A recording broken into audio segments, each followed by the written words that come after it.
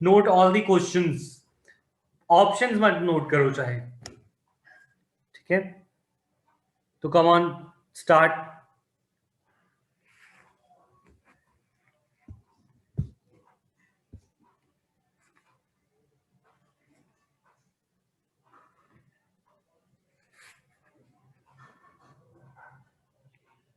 ठीक है, नोट कर लिया? और एक्स वाई जेड बता दो क्या है, which option is correct, A B C D. Just write the question, only write the question in your notebook, और पार्ट मुझे बता दो ए बी सी डी में से विच वन इज करेक्ट।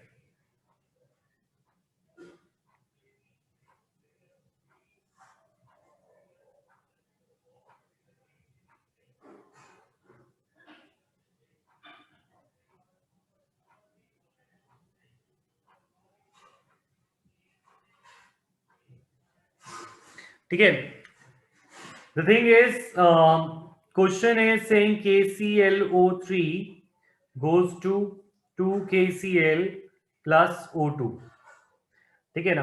अब एक्चुअल में this question is solid equation, अगर तुम्हें याद हो, heat, solid and gas.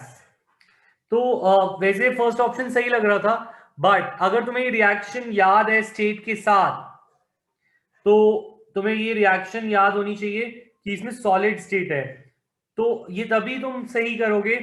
Otherwise तुमने अगर ये नहीं पता KClO3 गैस नहीं सॉलिड होता है, तो तुम ए टिक कर दोगे तो तुम्हारे मार्क्स कट जाएंगे, ठीक है? You have to know the state of each and every reaction written in the NCERT also. NCERT में जो भी रिएक्शन है उसकी स्टेट भी अब जरूरी हो गई है, क्योंकि अगर तुमने स्टेट याद नहीं करी होगी तो तुम इसको गैस समझ लोगे, इसको गैस समझ लोगे, रिएक्शन कंडीशन वाई समझ लोगे, and you will take the answer A. But actual में it is solid and it is also solid. That means X can be solid, but then again O2 is gas, but KCl is not a liquid, it is also solid. तो ये option भी हट जाता है।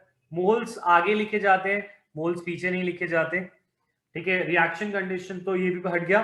Finally the answer D is correct, that is physical state of KClO3 is represented by X and it is same as that of KCl. O2 is the physical state Z. तो ये हमारा answer हुआ। Is this clear और not clear? हाँ अर्णव बोलो। हाँ, states लिखनी होती है एग्जाम में। देखो, अगर तुम्हें नहीं पता और एग्जैक्टली कोई रिएक्शन नहीं पूछी है तो तुम्हें लिखने की जरूरत नहीं है। अगर तुम खुद ही एग्जाम्पल बना रहे हो तो लिखने की जरूरत नहीं है, बट अगर रिएक्शन पूछी है, for example write reaction for thermal decomposition of this, या write example of a photochemical reaction, ऐसे केसेस में जब एग्जाम्पल्स पूछे हैं तो वो स्टेट्स लिखना जरूरी है। पर अगर तुम खुद ही कोई एग्जाम्पल दे रहे हो तो इट्स ओके। अगर क्वेश्चन ने पूछा गया रिएक्शन तो तुम्हें लिखनी है स्टेट्स। नेक्स्ट।